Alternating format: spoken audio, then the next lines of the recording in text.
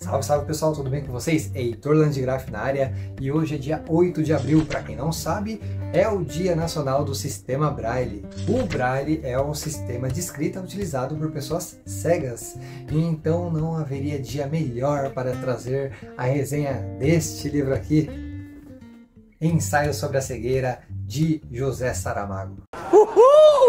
Nossa, quando eu amarrei essas duas pontas eu me senti um gênio. O miserável é um gênio!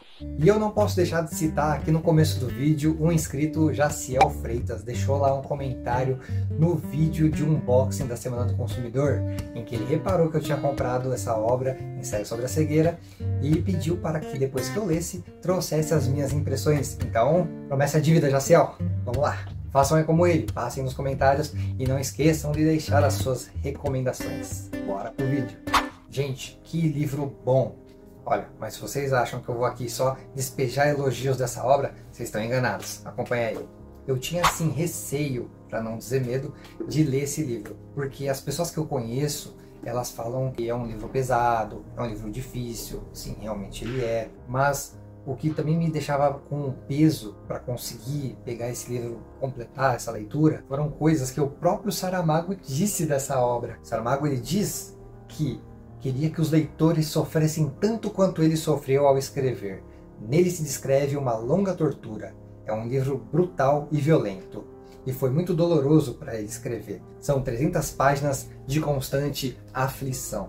Se o próprio escritor ele já te manda uma dessa na lata, não tem como não ter um certo medinho. Primeiro eu vou falar sobre o que se trata esse livro, um breve resumo, bem de leve, para não ter spoiler, tá? Depois eu vou falar bem brevemente sobre o filme e o livro. Depois eu vou partir para os prós e os contras, sim, os pontos positivos e negativos, e finalizar com algumas considerações e para quem que eu indico essa obra. O livro já começa nos trazendo uma situação cotidiana de trânsito. Imagina você em seu carro, aguardando o sinal ficar verde para você poder ir para casa, para o shopping, para o trabalho, onde quer que seja, quando de repente você não consegue enxergar mais nada. Tudo fica branco. E assim mesmo que começa Ensaio sobre a Cegueira. Essa situação em que eu acabei de te colocar se passa com o nosso primeiro personagem, que é o primeiro cego. E estando cego, esse homem para o carro, não consegue dirigir e não demora muito para isso causar problemas no trânsito e os outros motoristas começar a reclamar e buzinar para ele. Algumas outras pessoas vão ali na sua janela para tentar ajudar e saber o que está acontecendo. Então esse homem diz: eu estou cego. Bom, uma outra pessoa ali na multidão se voluntaria de bom grado para ajudar esse homem. É um bom samaritano. Ele se propõe a levar esse homem cego para casa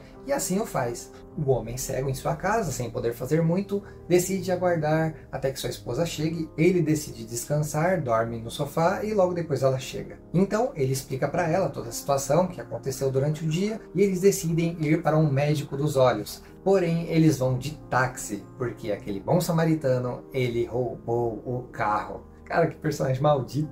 Então esse personagem de agora em diante será descrito como ladrão. Enfim, o cego e a sua esposa vão até esse médico e procuram descobrir o que está acontecendo com a sua visão. O médico avalia ali aquele homem que se diz estar cego, e então uma coisa muito interessante que ele relata é que ele vê tudo branco. É uma cegueira branca e não preta. O médico então pede para que esse homem cego realize alguns exames e que volte depois. E assim foi, porém, durante a noite, o médico que atendeu esse paciente acabou também ficando cego. Sim, a mesma cegueira branca.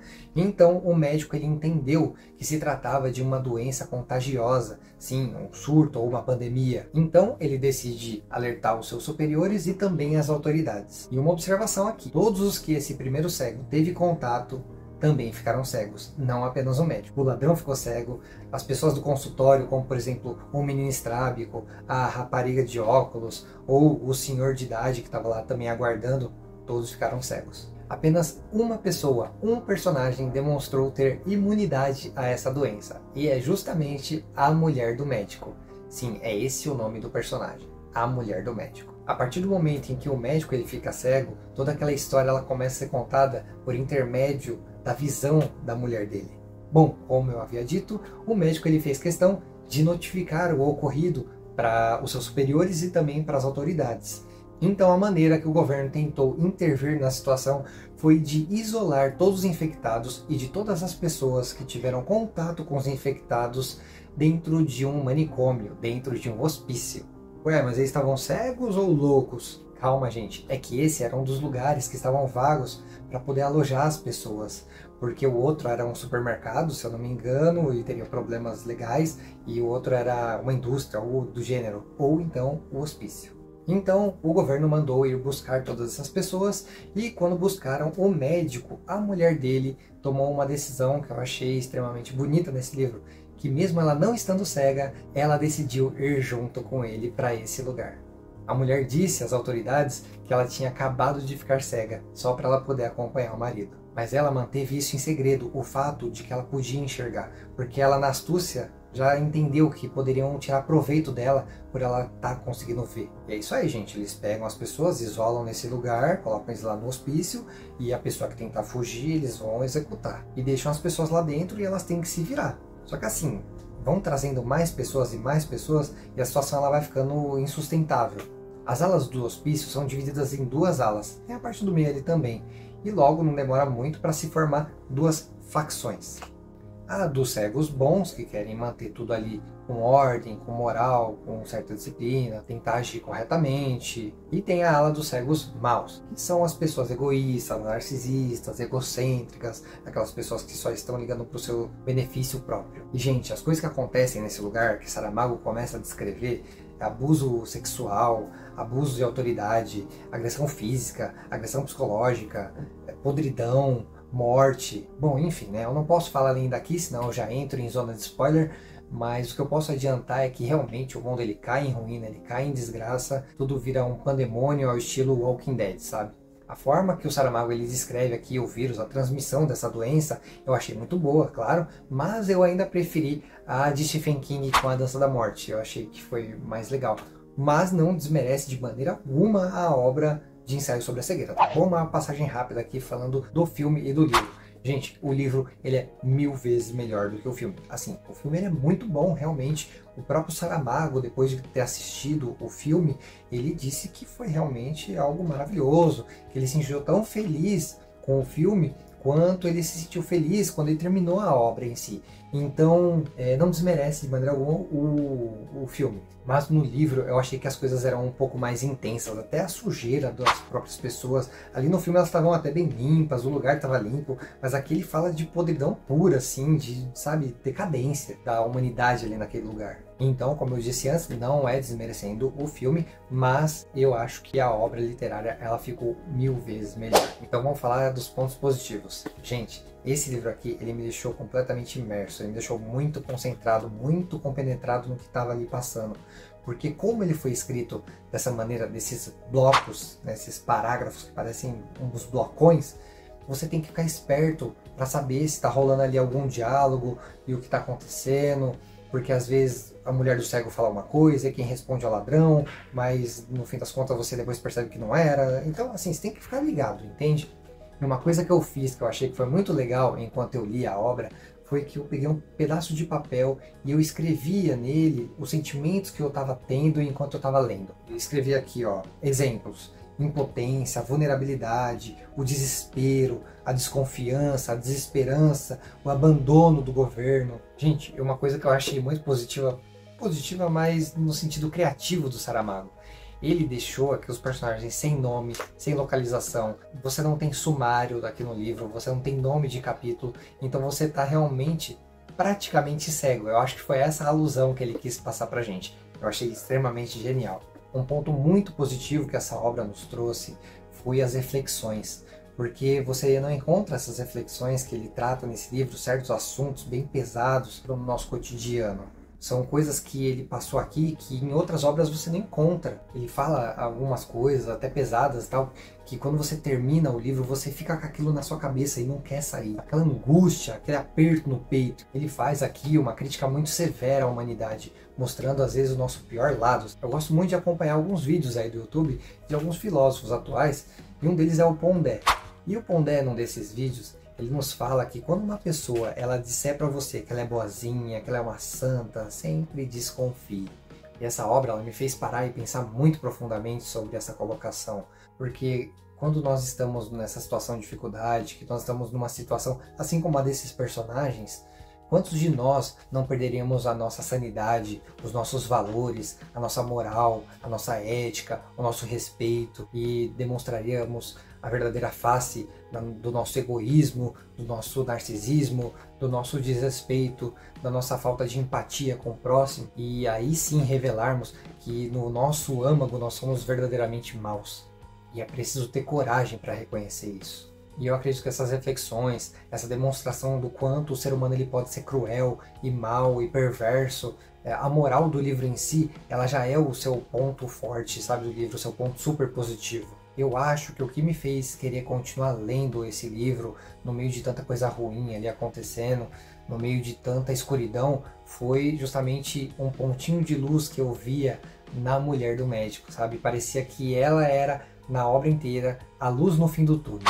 Nossa, mas o ponto negativo desse livro que eu odiei, que nossa, deu vontade de matar o Saramago, foi justamente o português de Portugal. Gente, vocês não têm noção como eu ficava bravo quando eu lia coisas como a rapariga, tudo bem, é personagem, não tem problema, mas dois policiais, casa de banho, é banheiro. Gente, isso me travava muito a leitura, eu parecia um jumento empacando, eu ficava muito bravo com isso. Sem falar que o Saramago ele é um autor que é meio prolixo, sabe? Ele tá ali engatando a leitura no diálogo e tal, e vai indo, quando nada ele trava você e começa a explicar as coisas detalhadamente. E eu achava, nossa, que chato, ainda mais com português de Portugal, meu! Eu entendo que isso é uma particularidade do Saramago, que ele realmente quis que a obra fosse assim, mas eu acho que se tivesse uma tradução, talvez para nós brasileiros, isso fosse muito melhor aproveitado. A obra seria muito mais aproveitada. E isso é algo, uma dificuldade que eu tive com a obra. Pode ser que muitos de vocês não tenham isso e não seja um ponto negativo para vocês. Como, por exemplo, muita gente chegou em mim e falou que o ponto negativo era ver os parágrafos gigantes assim, mas para mim não foi. O meu problema foi justamente com a tradução. Pessoal, entenda, eu não quero que mude a história, a moral da história, os ensinamentos que o Saramago quer passar, eu só peço uma tradução. Tantas obras por aí têm boas traduções, como por exemplo O Senhor dos Anéis, ou então A Divina Comédia, sabe? Tiveram suas traduções, não perderam o seu encanto. E eu te pergunto, o livro Ensaio sobre a Cegueira, que está sendo vendido lá nos Estados Unidos, é de português de Portugal? Eu acho que não, né? Para quem que eu recomendo essa obra? Olha, gente, ele é sim um livro um pouquinho difícil, tá? Ele não é um livro muito fluido, que foi o que eu quis explicar sobre as lombadas, né? Ele, às vezes, quando você está acelerando na leitura, ele bota uma lombada ali, você tem que parar, diminuir a velocidade e ir com mais calma. E depois você volta no embalo. As situações aqui que o Saramago ele expõe no livro, elas são sim, de certa forma, pesadas. Se você tiver algum gatilho, então eu recomendo que você não leia tão rapidamente. Tenta degustar o livro aos poucos, vai devagar. Não é porque o Joãozinho leu em 5 dias que você tem que ler em 5 dias. Não é porque a Maria leu em 3 dias que você tem que ler em 3 dias. Vá no seu tempo, vai devagar. É uma obra para você consumir pela sua vida inteira. Entende? Lógico, futuramente eu vou fazer uma releitura, porque alguns pontos talvez eu não tenha captado como o Saramago ele quis expressar, entende? Então, uma releitura sim, ela é necessária futuramente. Eu diria que esse livro é para as pessoas que já têm uma certa bagagem literária. Classificaria ele como se ele tivesse entre o intermediário e o difícil. Eu não acho que ele seja um livro muito difícil, extremamente difícil, tá? Mas por todas essas questões que eu falei, e principalmente pela tradução, ele se tornou para mim um livro quase muito difícil.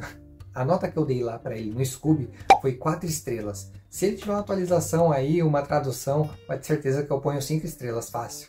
Nesse livro nós não temos vilões como Sauron do Senhor dos Anéis, ou monstros como Frankenstein, ou até mesmo Drácula. Nesse livro, os verdadeiros vilões somos nós mesmos. E é isso aí, pessoal. Para mais resenhas como essa, não esqueçam de se inscrever aí embaixo e acompanhar o canal. Eu gostaria que vocês comentassem e fizessem mais recomendações de que outros livros eu posso trazer para vocês. Um abração, tchau, tchau!